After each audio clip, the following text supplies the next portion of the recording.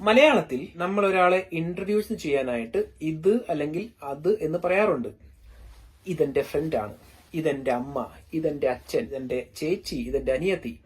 കന്നഡയിൽ നമ്മൾ അങ്ങനെ പറയാറില്ല, അങ്ങനെ പറയാൻ പാടില്ല. ഇതു നന്ന തായി അല്ലെങ്കിൽ ഇതു നന്ന അമ്മ എന്ന് പറയാൻ പാടില്ല. അതേപരമായിട്ട് അദ്ദേഹം എന്നും ഇദ്ദേഹം എന്നും പറയുന്ന വാക്കുകൾ കന്നഡയിലുണ്ട്. അതാണ് അവരും ഇവരും.